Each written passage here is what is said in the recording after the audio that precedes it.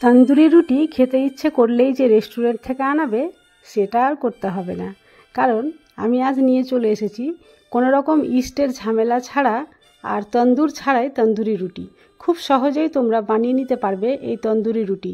এই রুটি রেস্টুরেন্টের চাইতে কোনো অংশে কম হবে না, আর দেখে বুঝতেই পেরে গেছো যে কত সুন্দর সফট হয়েছে। তো চলো ভিডিওটি স্কিপ না করে প্রথম থেকে শেষ পর্যন্ত দেখার অনুরোধ করছি। যদি ভালো লাগে অবশ্যই একটা লাইক করে দিও। তো চলো, সবাইকে শুভ সকাল। আমার আর একটি কুকিং ব্লগে তোমাদের সকলকে স্বাগত। তো সকাল সকাল আমি চলে যাচ্ছি আমার কিচেনে। আর আজকের এই তন্দুরি রুটিটা আমি কিন্তু নিজের ইচ্ছাই করছি না, একজনের আবদার ছিল তাই করছি। কারণ আমি আগে থেকেই শর্টে আপলোড করে রেখেছি, তো আমাকে বলেছিল যে শর্টে যেটা আপলোড করে রেখেছি সেটা ডিটেলসে বুঝতে পারছি না, তো লংয়ে দিলে খুব ভালো হতো, তাই আমি আজকে তারই কথা মতো লংয়ে দিচ্ছি আর কি। তো চলো, এখানে আমি নিয়েছি 2 কাপের মতো ময়দা আর হাফ কাপের মতো নিয়েছি গমের আটা। তোমরা এখানে সম্পূর্ণ ময়দা দিয়েও করতে পারো। আর দিয়ে দিলাম 1/4 টেবিল চামচ বেকিং সোডা আর হাফ টেবিল চামচ বেকিং পাউডার। আর খুব ভালোভাবে চেলে নিচ্ছি। এটা চেলে নিলে কি হয় বলো তো, এটা খুব ভালোভাবে মিক্স হয়ে যাবে এবং আটা আর ময়দা একেবারে হালকা হয়ে যাবে। তো এটা চেলে নেওয়ার পরে এটা আমি সাইডে সরিয়ে রেখে দিচ্ছি। আর এর সঙ্গে কিছু মিক্স করতে হবে, তো একটা মিশ্রণ তৈরি করতে হবে। তো চলো সেই মিশ্রণটা আমি তৈরি করে নিই। এর জন্য আমি নিয়েছি হালকা গরম দুধ, খুব বেশি গরম নয়, তবে আঙ্গুল সয়ে যাওয়ার মতো গরম রয়েছে। আর এই দুধে আমি দিয়ে দেব সামান্য পরিমাণে লবণ, সামান্য পরিমাণে চিনি, আর দিয়ে দিচ্ছি এখানটায় দই। তো দই দিচ্ছি আমি 2 টেবিল চামচ। দইটা টক অবশ্যই থাকতে হবে, মিষ্টি দই দিলে কিন্তু কাজ হবে না। আর সবশেষে দিয়ে দেব সাদা তেল। সাদা তেলও এখানে আমি 2 টেবিল চামচের মতোই দিচ্ছি। আর সবগুলো উপকরণ খুব ভালোভাবে মিক্স করে নেব। প্রতিদিনের মতো আজ আমি আবারও বলছি, আজ আমার চ্যানেলে যদি কোনো নতুন বন্ধু এসে থাকো তাহলে প্লিজ চ্যানেলটি সাবস্ক্রাইব করে দিও। আর যদি আগে থেকে করে থাকো তাহলে তোমাদের জন্য রইল অসংখ্য ধন্যবাদ। তো চলো ভিডিওটি প্রথম থেকে শেষ পর্যন্ত দেখো। ভালো লাগলে লাইক কমেন্ট শেয়ার অবশ্যই করবে। আর স্কিপ করলে কিছুই বুঝতে পারবে না, তাই বারে বারে আমি বলছি স্কিপ না করে ভিডিওটা দেখার চেষ্টা করো। তো সবগুলো উপকরণ মিক্স করা হয়ে গিয়েছিল, তাই আমি এবার আটাটা ভালোভাবে মেখে নিচ্ছি। এটা মাখাতে হবে এবং অল্প অল্প দিয়েই মাখাতে হবে, একসঙ্গে সম্পূর্ণ দিলে আবার নরম হয়ে যেতে পারে। এখানে আমাকে একটা সেমি সফট ডো তৈরি করতে হবে, না খুব শক্ত না খুব নরম। তো চলো ডোটা আমি খুব ভালোভাবে তৈরি করে নিই। আর এটা করতে বেশিক্ষণ সময় লাগে না। হাতে যদি মাত্র 20 মিনিট সময় থাকে তাহলে তোমরা যে কেউ এটা করে নিতে পারবে। আমি যেভাবে করছি সেই প্রসেসে যদি তোমরা করো তাহলে কোনোভাবেই এটা ফেল হবে না, বরঞ্চ আমার চাইতে হয়তো তোমরা আরও বেশি ভালো পারবে। তো দেখো ডো তৈরি করা হয়ে গিয়েছিল, আর ডোয়ের উপরে আমি দিয়ে দিয়েছি সাদা তেল। আর এটা ঢেকে আমি রেখে দিচ্ছি প্রায় 20 মিনিট। 20 মিনিট পরে ফিরে আসলাম, আর দেখো ডো কিছুটা অংশ ফুলে উঠেছে আর একেবারে সফট হয়ে গেছে। যখন রেখেছিলাম তখন এতটা সফট ছিল না, এখন কিন্তু অনেকটাই সফট হয়ে গেছে। এবার হাত দিয়ে আমি এভাবে চেপে চেপে একটু মেখে নিচ্ছি, ভিতরে যে বাতাস রয়েছে সেটা বের করে নেওয়ার জন্য। এবার এখান থেকে আমি লেচি কেটে নেব।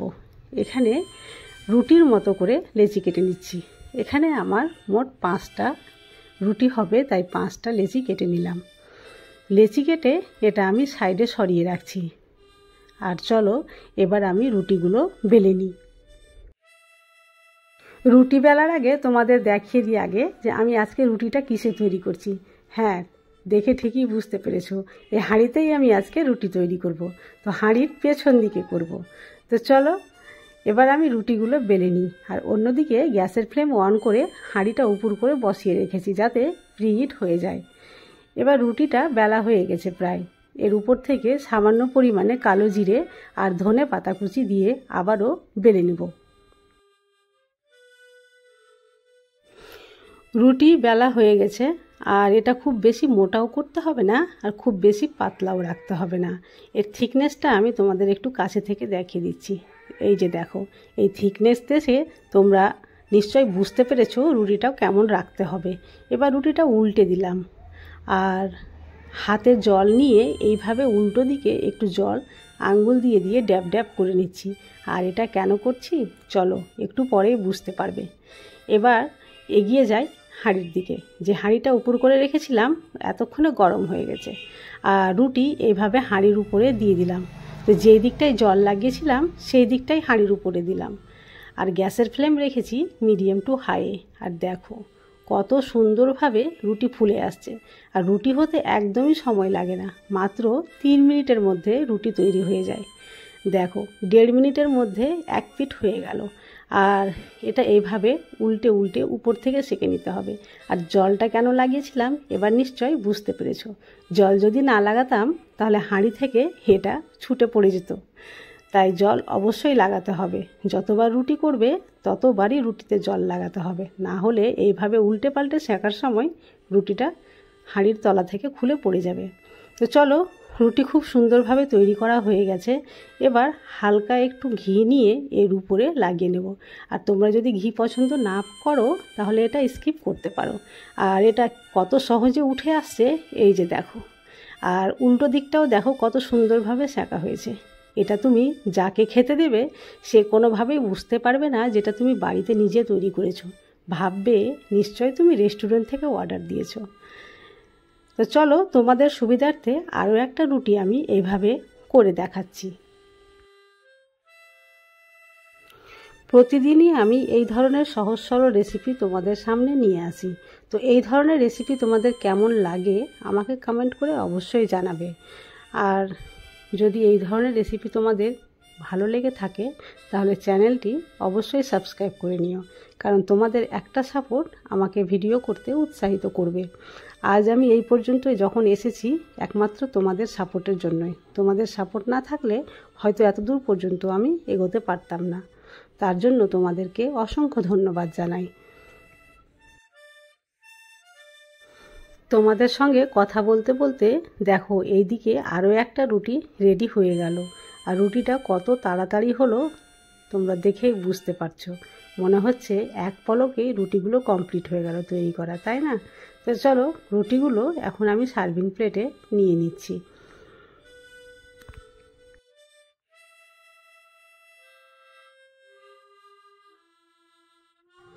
একটা একটা করে খুবই অল্প সময়ের মধ্যে 5টা রুটি তৈরি করা কমপ্লিট হয়ে গেল।